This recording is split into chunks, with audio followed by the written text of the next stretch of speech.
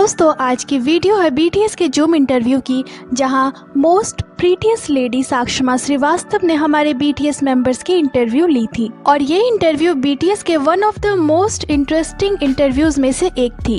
और मुझे काफी सारी कमेंट्स आई थी कि मैं इस इंटरव्यू को हिंदी में एक्सप्लेन करूं, और भी आपने जो जो कमेंट्स करा है उन वीडियोस को भी मैं एक एक कर एक्सप्लेन जरूरी करूंगी। तो आज इस वीडियो को एंजॉय करते हैं और बिना किसी देरी किए चलिए वीडियो को शुरू करते हैं। तो दोस्तों वीडियो शुरू होती है और सबसे पहले साक्षमा श्रीवास्तव खुद को इंट्रोड्यूस करती है और कहती है, मैं होप करती हूँ जो भी लोग अपने घर पे इस शो को देख रहे हैं वो खुश और हेल्दी है। तो आज के मेरे गेस्ट ये सिंगर्स हैं, डांसर्स हैं, सॉन्ग राइटर्स हैं, फिलॉसफर्स हैं, मॉडल्स हैं और ये बहुत ही हैंडसम हैं। तो चलिए स्वागत करते हैं वर्ल्ड के बिगेस्ट के पॉप ग्रुप बीटीएस का। और फिर बीटीएस खुद को इंट्रोड्यूस करते हैं, सभी को नमस्ते कहते हैं और साक्षमा श्रीवास्तव एक एक कर उन्हें खुद को इंट्रोड्यूस करने को बोलती हैं। सबसे पहले जिमिन खुद को इंट्रोड्यूस करते हैं, फिर आरएम, फिर शुगा, फिर जय होप नमस्ते कहते हुए खुद को इंट्रोड्यूस करते हैं, फिर वी नमस्ते कहते हुए खुद को इंट्रोड्यूस करते हैं, फिर जंगकुक भी नमस्ते कहते हुए खुद को इंट्रोड्यूस करते हैं और लास्टली जिन भी नमस्ते कहते हुए खुद को इंट्रोड्यूस करते हैं। मतलब बीटीएस के मुंह से नमस्ते सुनने का अलग ही मजा है। इसके साथ ही साक्षमा श्रीवास्तव सबसे पहले उनके सॉन्ग बटर के बारे में बात करते हुए कहती है, प्लीज हमें इस सॉन्ग के कॉन्सेप्ट के बारे में बताएं और शूटिंग के दौरान क्या क्या फन भरी चीजें हुई हैं वो भी बताएं। तो आरएम कहते हैं ये बहुत ही कूल है और इसकी जो डांस है वो समर वाइब्स देती है। हमने ट्राई करा है इसके डांस को स्मूथ लाइक बटर की तरह करने का और इस सॉन्ग से पॉजिटिव एनर्जी देने की कोशिश करी है और हमने इसे बहुत ही एंजॉय भी करा है। पर बहुत सारे हमारे मेंबर्स को बुरे वक्त से गुजरना भी पड़ा है लिरिक्स की प्रोनाउंसिएशन को लेकर, क्योंकि दोस्तों हम सभी जानते हैं आरएम के अलावा बाकी मेंबर्स की इंग्लिश उतनी अच्छी नहीं है और ये सॉन्ग बटर पूरी की पूरी इंग्लिश सॉन्ग है। इसी की मुश्किल के बारे में आरएम बात कर रहे हैं। इसके साथ ही साक्षमा दीदी अगला सवाल जिनसे पूछते हुए कहती है, मैं आपसे ये पूछना चाहती हूँ क्योंकि जब मैंने आपके बारे में रिसर्च करा तो मैंने आपके 100 से भी ज्यादा परफॉर्मेंसेस को देखा और आप सिंगिंग करते हो, डांसिंग करते हो किसी ड्रीम की तरह। और जब मैं उन परफॉर्मेंस के कमेंट सेक्शन पे गई तो मैंने देखा कि 90% कमेंट थी कि आप इतने ज्यादा हैंडसम कैसे हो। तो इसमें कोई शक नहीं है आप बहुत ही ज्यादा हैंडसम हो, पर क्या आप ऐसा सोचते हो कि बहुत ज्यादा फोकस आपके लुक्स पे ही रहती है बजाय इसके कि आप बाकी सारी चीजों में भी बहुत ही ज्यादा अच्छे हो? आप बहुत ही ज्यादा टैलेंटेड और हार्ड वर्किंग म्यूजिशियन हो? तो इसका जवाब देते हुए हमारे जिन कहते हैं, मुझे नहीं लगता मेरे लुक्स मेरी सिंगिंग के आड़े आती है। अच्छा दिखना एक प्लस पॉइंट है न कि minus point. Of course looks आपको डिस्ट्रैक्ट कर सकती है, पर मुझे लगता है कि ये एक एडिशनल फैक्टर के जैसा है। और जिन यहाँ एक एग्जाम्पल देते हुए समझाते हैं कि ये कुछ ऐसा है जैसे किसी स्वादिष्ट खाने में डेकोरेशन हो। और इस बात को सुनकर वी और जंगकुक की रिएक्शन ऐसी थी। साक्षमा दीदी को भी जिन की ये जवाब बहुत ही ज्यादा पसंद आई। वो कहती है आपने बहुत ही अच्छा कहा। और अब अगली सवाल वो शुगा से पूछते हुए कहती है, बीटीएस के बहुत सारे ऐसे सॉन्ग्स हैं जो उनके बुरे वक्त और पेन से गुजरने पे बेस्ड हैं। यूजुअली हमारे साथ जब कोई बुरी चीज होती है तो हम उसे भूल जाना पसंद करते हैं, उसे कभी नहीं सोचते। पर एज एन आर्टिस्ट आपके लिए मुश्किल यादों से इंस्पायर होकर म्यूजिक बनाना, पास्ट में जाना और उन यादों को फिर से महसूस करना, क्या ये एक डिफिकल्ट प्रोसेस है इमोशनली? तो शुगा कहते हैं ये उतनी भी डिफिकल्ट नहीं है क्योंकि हमने म्यूजिक पे बहुत काम करा है। तो जब हम हमारे इंडिविजुअल प्रोजेक्ट्स पे काम करते हैं तो हम हमेशा ही ये सोचते हैं कि हमारे सॉन्ग किस टॉपिक पे हो। अब जब हम उन पुराने दिनों के बारे में सोचते हैं और उन एक्सपीरियंस को देखते हैं तो हम उन सभी के बहुत ही ज्यादा शुक्रगुजार हैं, क्योंकि उन मुश्किल भरे वक्त ने ही हमें उन स्टोरीज को बनाने में सक्षम बनाया और वो सारी यादें अब पेनफुल नहीं रही, क्योंकि म्यूजिक को रिलीज करना मदद करती है उन इमोशंस को कम करने में। तो ये मेरे लिए आधी आधी है। इसके साथ ही यहाँ उनके पास्ट के इमोशन के बारे में और म्यूजिक के बारे में भी पूछा जाता है। तो शुगा कहते हैं मेरे लिए ये पेनफुल है। बहुत सारे लोग अपने ट्रॉमेटिक मेमोरीज में जी रहे हैं और मैं श्योर हूँ वो मेमोरीज तब आती है जब वो उसे ओवरकम करते हैं। और मैं भी यही सोचता हूँ आपको उससे गुजरना होगा जब आप उन इमोशंस को ऑर्गेनाइज करेंगे। और मेरे लिए उनमें से एक प्रोसेस म्यूजिक को रिलीज करना है। और फिर साक्षमा श्रीवास्तव अगला सवाल जय होप से पूछती हैं और कहती हैं, पहले तो आपसे ये कहना चाहूँगी कि आपने जो तंजानिया के बच्चों के लिए किया है वो बहुत ही ज़्यादा कूल है। ये बहुत ही अच्छी चीज़ है जो आपने करी है। और जिनको भी नहीं पता है तो जय होप ने चिल्ड्रंस डे के दिन 100 मिलियन कोरियन वॉन डोनेट करा है तंजानिया के बच्चों के लिए जो वायलेंस से गुजर रहे थे। इनफैक्ट सारे BTS मेंबर समय समय पे इस तरह से मनी डोनेट करते रहते हैं लोगों के लिए, उनकी मदद करने के लिए, जो कि बहुत ही ज़्यादा अमेजिंग है। आपके लिए जय होप मेरी क्वेश्चन ये है कि जब लोग BTS के बारे में बात करते हैं तब वो कहते हैं आप दुनिया के मोस्ट सक्सेसफुल बैंड हो, वो कहते हैं कि आप K-पॉप के लेजेंड हो और प्रोबेबली हर आर्टिस्ट यही चाहता है कि वो भी इस जगह पे हो एक दिन जहां आज BTS है, पर आप ऑलरेडी यहाँ हो। तो आपके लिए अगली गोल क्या है, वो बड़ी चीज़ क्या है? अब BTS की ड्रीम किस चीज़ को अचीव करने की है? तो जय होप कहते हैं हमने जो सपना देखा था उसके साथ हम वहाँ पहुँच गए जहाँ हम अभी हैं। पर मैं गहराई से यही सोचता हूँ कि हम अपनी चीज़ों को कर रहे हैं और इंजॉय कर रहे हैं जो भी हम कर रहे हैं। सब कुछ नियति की तरह रेखांकित हो गई। तो यहाँ से किसी स्पेसिफिक गोल को सेट करने के बजाय अगर हम अपने काम को ऐसे ही करते रहें और अपना बेस्ट देते रहें तो मुझे यकीन है कि अच्छी चीजें ही होंगी और अगले साल की ग्रैमी हमारी एक गोल रहेगी, जो कि दोस्तों अभी भी BTS की एक गोल है। इसके साथ ही जय होप कहते हैं हम आगे भी लोगों को ऐसे ही इंस्पायर्ड करते रहेंगे हमारे म्यूजिक और परफॉर्मेंसेस से। तो साक्षमा श्रीवास्तव कहती है आपने बहुत अच्छा कहा जय होप। इसके साथ ही अगला सवाल साक्षमा श्रीवास्तव RM से पूछती है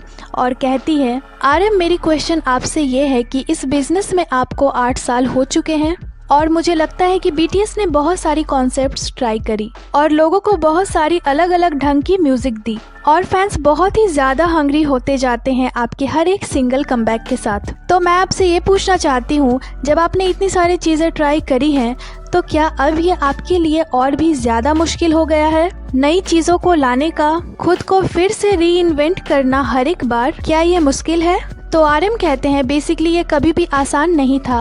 हम साल में 2 बार म्यूजिक रिलीज कर रहे हैं और कभी कभी तो ये साल में 3 बार भी हो जाता है और डायनामाइट और बटर तो 8 से 10 ट्रैक के साथ रिलीज हुई है। तो मैंने कभी भी इस तरह के आर्टिस्ट को नहीं देखा है जो इस तरह के अमाउंट ऑफ म्यूजिक को रिलीज करते हो, जैसे content, video, visual, behind the scene. और ये झूठ होगा अगर मैं ऐसा कहूँ कि इसमें प्रेशर नहीं होता। ये पूरी इंजॉयमेंट से भरी हुई होती है, पर इन्हीं सभी चीजों ने हमें उस जगह पे पहुंचाया है जहां हम अभी हैं। फैंस हमेशा ही एक्सपेक्ट करती है नई क्रिएटिविटी, हमारी नई इमेजेस, नए हेयर, नई म्यूजिक, नई मैसेज। तो ये बहुत ही प्रेशर भरा होता है, पर मैं उन प्रेशर का शुक्रगुजार हूँ जिस वजह से हम प्रैक्टिस करने का ट्राई करते हैं, नई चीजें करने का ट्राई करते हैं। तो ये बिल्कुल भी इजी नहीं है, पर फिर भी इसमें मजा है और ये एक सबसे बड़ी मोटिवेशन है जो हमारे पास है और यही BTS अभी है और हमेशा रहेगी। और साक्षमा श्रीवास्तव RM की बातों को सुनकर कहती है RM आप बहुत ही स्पष्टवादी रहते हो। RM आप जब भी बोलते हो ये बहुत ही स्पष्ट रहता है और आपको सुनना बहुत ही प्लेजर की बात है। इसके साथ ही अगला सवाल साक्षमा श्रीवास्तव जिमिन से पूछती है और कहती है आप BTS में हो, वो भी इतने यंग एज में, ये बहुत ही इनक्रेडिबल है। पर ऐसा है कि जो भी आप कहते हो हर एक सेंटेंस सोशल मीडिया पे बहुत ही ज्यादा एक्सप्लेन होती है। आपका हर एक पिक्चर हमेशा ही सोशल मीडिया पे चर्चा का विषय बना रहता है। तो क्या आप किसी भी चीज को कहने से पहले और बोलने से पहले दोबारा सोचते हो कैमरे के सामने, क्योंकि लोग उसे बहुत ही ज्यादा बारीकी से देखते और सुनते हैं? तो इसका जवाब देते हुए जिमिन कहते हैं हाँ, हमें सावधान रहना पड़ता है और कुछ हद तक कुछ चीजों का प्रेशर भी था, पर एट द सेम टाइम ये एक टेस्ट की तरह भी थी कि कितने लोग BTS को अटेंशन दे रहे हैं। और फैक्ट यही था कि हमारे वर्ड्स और एक्शन उन लोगों को पॉजिटिव इन्फ्लुएंस दे, जिससे कि हमें खुशी मिलती है और ये हमें और भी ज्यादा पॉजिटिव इम्पैक्ट देने के लिए उत्सुक बनाता है। और जिमिन का जवाब भी बहुत ही ज्यादा अच्छा था, जिमिन बहुत ही खुश भी थे। तो नेक्स्ट क्वेश्चन साक्षमा श्रीवास्तव V से पूछती है और कहती है V हम आपके वॉइस के बारे में बात करेंगे। आपके पास एक बहुत ही खूबसूरत आवाज़ है और इसमें एक ऐसी पावर है कि जो भी इसे सुनता है उसे बहुत सारी इमोशनल फील होती है।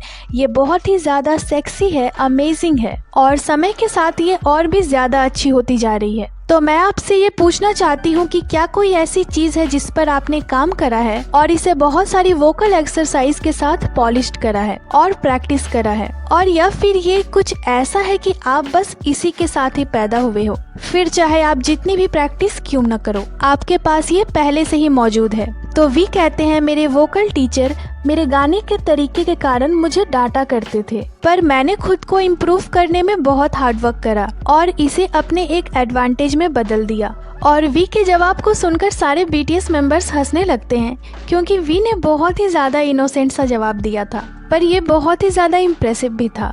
साक्षमा श्रीवास्तव कहती है, ये बहुत ही खूबसूरत आवाज है, ये कुछ ऐसा है कि अगर आप पूरी रात गाओगे तो पूरी दुनिया इसे पूरी रात सुनती रहेगी।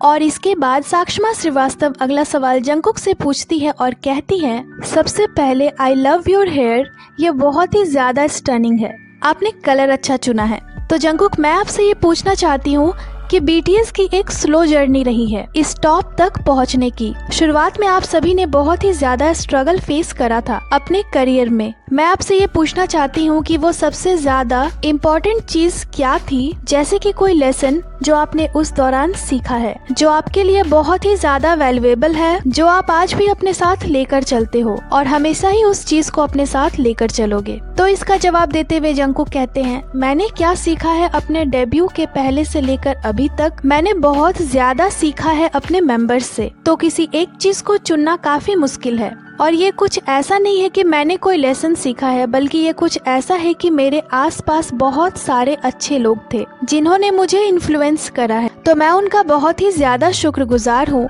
और मैं अभी भी एक पर्सन के रूप में खुद का निर्माण कर रहा हूँ। इसके साथ ही जंगकुक अपने जवाब को यहीं खत्म करते हैं और साक्षमा श्रीवास्तव उनसे पूछती है, एक और चीज, ऑफ कोर्स आप लोग बहुत ही ज्यादा बिजी रहते हो अपने बिजी शेड्यूल के कारण, तो मैं श्योर हूँ ऐसे भी दिन होते हैं जब आप लोग बहुत ही ज्यादा टायर्ड रहते हैं। तो उन दिनों जब आप थके हुए होते हो और इमोशनली एग्जॉस्ट होते हो, तो आप कैसे मैनेज करते हो स्टेज पे हैप्पी और एक्साइटेड दिखते हुए परफॉर्म करना? तो इसका जवाब देते हुए हमारे जिन कहते हैं, हम जानते हैं कि फैंस हमें देख रही है, तो हम इसे आधे दिल के साथ नहीं कर सकते। तो हम उस दौरान ऐसे होते हैं कि फैंस हमें देख रही हैं, तो चलिए अपना बेस्ट दें, और इस तरह हम अपने थकान से ओवरकम कर पाते हैं और अपना सब कुछ लगाकर फैंस के लिए परफॉर्मेंस करते हैं। तो साक्षमा श्रीवास्तव जिनको कहती है, आपने बहुत ही प्रोफेशनल जवाब दिया। इसके साथ ही वो कहती है, अनफॉर्चुनेटली इंडिया अभी बहुत ही मुश्किल वक्त से गुजर रही है बिकॉज ऑफ कोविड पैंडेमिक, और इसी के बीच आपके इंडियन बीटीएस आर्मी ने 2 मिलियन इंडियन रुपीस कलेक्ट करा और डोनेट करा, वो भी 24 आवर्स के अंदर कोविड पेशेंट्स के लिए। तो प्लीज उनके लिए कुछ मैसेज दे, क्योंकि ये उनके लिए बहुत ही ज्यादा मीनिंगफुल होगा। तो आरएम कहते हैं, इंडिया के ब्यूटीफुल फैंस के लिए थैंक यू, हम आपको मिस करते हैं और ये होप करते हैं कि हम वहाँ हो जितनी जल्दी पॉसिबल हो पाए और स्ट्रॉन्ग रहे इस चैलेंजिंग वक्त में। मैं उन हर पेशेंट के लिए प्रे करूंगा जो भी कोविड से लड़ रहे हैं। और यहाँ जे होप कहते हैं, आर्मीज होप न खोएं, और वो सभी इंडिया के लिए चीयर भी करते हैं। इसके साथ ही साक्षमा श्रीवास्तव उनसे कहती है कि मुझे आपसे ये पूछना ही होगा, क्योंकि इंडियन बीटीएस आर्मी ये जानना चाहती है कि बीटीएस कब इंडिया आएंगे कॉन्सर्ट के लिए। तो इसका जवाब देते हुए आरएम कहते हैं, ओ हम ट्रूली ये होप कर रहे हैं कि ये सिचुएशन जल्दी से बेहतर हो जाए एज सुन एज पॉसिबल। हम अपने बेस्ट विशेष को इंडिया के लिए भेजते हैं। तो ये सब ठीक हो जाने के बाद हम सच में होप करते हैं कि हम वहाँ होंगे। तो साक्षमा श्रीवास्तव कहती है, ओ हम वेट नहीं कर पा रहे हैं, ये हमारे लिए बहुत ही ऑनर्ड की बात होगी अगर बीटीएस इंडिया आए। यहाँ बहुत सारे फैंस हैं जो आपका वेट कर रहे हैं कि आप कब आओगे, और वे ऑलरेडी पैसे भी सेविंग करने लगे हैं कॉन्सर्ट की टिकट के लिए। तो आरएम हंसने लगते हैं। इसके साथ ही साक्षमा श्रीवास्तव कहती हैं कि हम इस शो को बिना इस चीज के खत्म नहीं करते हैं। हमारे शो का ये ट्रेडिशन है कि जब भी हमारे शो पे कोई फॉरेनर आर्टिस्ट आता है तो हम उनसे रिक्वेस्ट करते हैं कि वो एक सेंटेंस कहें हमारी लैंग्वेज हिंदी में। तो क्या आप हिंदी में एक सेंटेंस कहेंगे? तो क्या ये ओके रहेगा अगर मैं आपसे 1 सेंटेंस हिंदी में कहने को बोलूं? तो आरएम कहते हैं हाँ। और दोस्तों, आप सब तो वो सेंटेंस जानते ही हो जो कि थी, इंडियन बीटीएस आर्मी आप हमारे दिल में रहते हैं। और आप ये भी जानते हो कि बीटीएस ने इसे कैसे बोला था, क्योंकि ये एक आइकॉनिक मोमेंट थी। और इसके साथ ही साक्षमा श्रीवास्तव सारे बीटीएस मेंबर्स को थैंक यू बोलती है उनके शो में आने के लिए। इसके साथ ही वो कहती है, मैं होप करती हूँ कि दुनिया की सारी खुशियाँ 1000 बार मल्टीप्लाई होकर आप तक वापस आए। और सारे BTS मेंबर साक्षमा श्रीवास्तव को थैंक यू बोलते हैं और ये अमेजिंग वीडियो यहीं पे खत्म हो जाती है। तो दोस्तों ये इंटरव्यू BTS की one of the best interview थी। ऑल थैंक्स गोस टू साक्षमा दीदी, क्योंकि उन्होंने इस इंटरव्यू के लिए बहुत ही ज़्यादा रिसर्च करी थी BTS पे और सारे BTS मेंबर से एक ही पर बहुत ही इंटरेस्टिंग सवाल पूछा था उन्होंने।